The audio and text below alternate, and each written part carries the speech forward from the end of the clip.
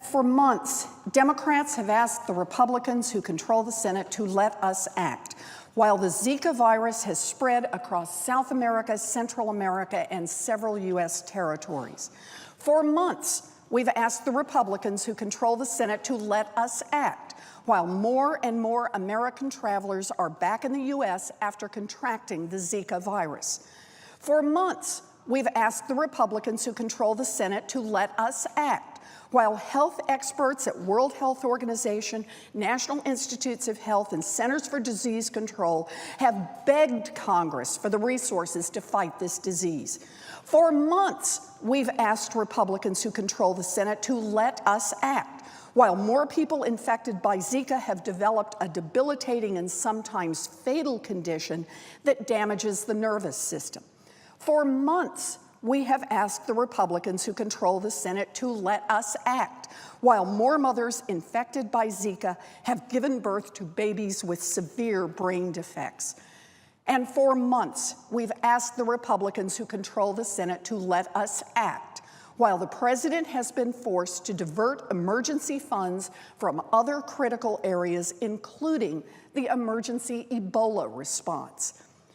Today, months after President Obama first requested nearly $2 billion to fight the Zika virus in the United States, the Republicans who control the Senate will finally let us vote on options for funding the Zika response. Now, today the Senate will consider three proposals. The first proposal would completely fund the president's response plan. It offers our best hope to fully protect Americans, and I will vote for that proposal.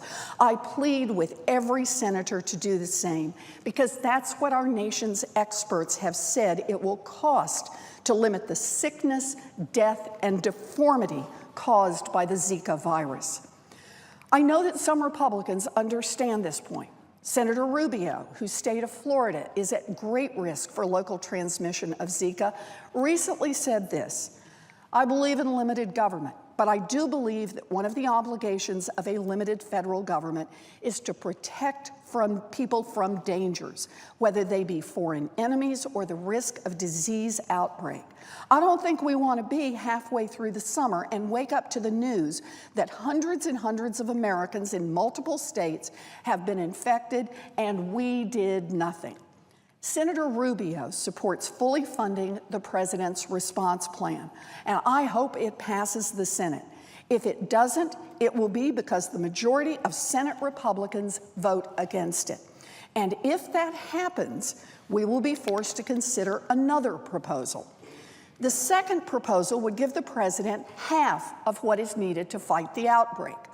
I will support this proposal if that's the last resort, as will many Democrats, because this is a health emergency. If your ship is sinking and you need 12 lifeboats, but you can only get 6, you take the 6. We will take whatever the Republicans who control the Senate are willing to give to protect the American people.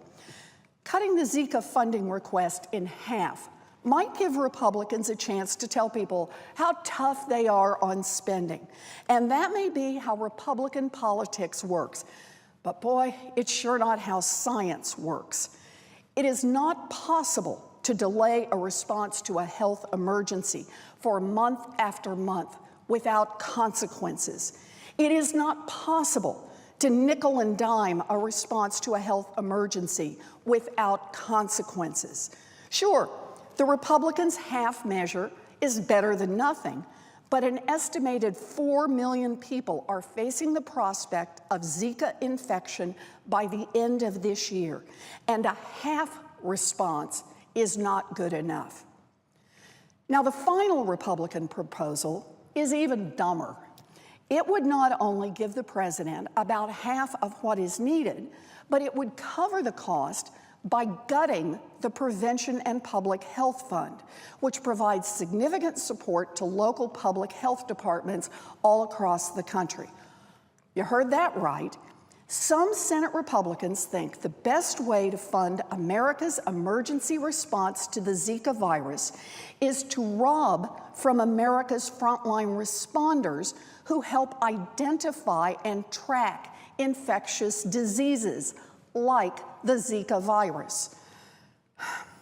On the other side of Congress, House Republicans are kicking around an even more bizarre idea, funding only about a third of the president's plan to fight Zika, and doing it by cutting hundreds of millions of dollars out of our Ebola response. Gee, with the Ebola epidemic just passed and still no FDA-approved vaccine or treatment for Ebola, what could possibly go wrong with that plan?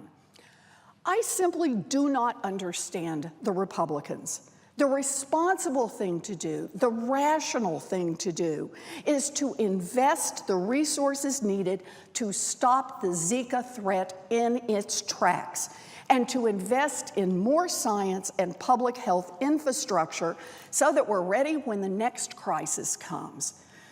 As congressional Republicans embrace this irrational anti-spending ideology, this country is put in greater and greater danger. Instead of investing in research so that we can develop effective treatments, instead of supporting careful planning so we're ready for the next health challenge, and instead of fully funding emergency response infrastructure so that we're prepared to respond to new threats, these Republicans govern by simply lurching from crisis to crisis. We're in this mess with Zika, a mess that's about to get a lot worse because of stupid decisions made right here in Congress. Keep in mind that Zika, like Ebola, is a disease we have known about for years.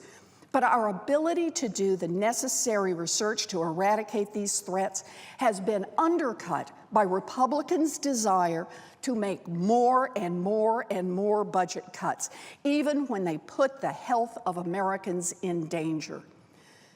This country's scientific research capacity has been decimated. Over the last decade, the budget of the National Institute of Allergy and Infectious Diseases has lost about 20% of its purchasing power. 20%.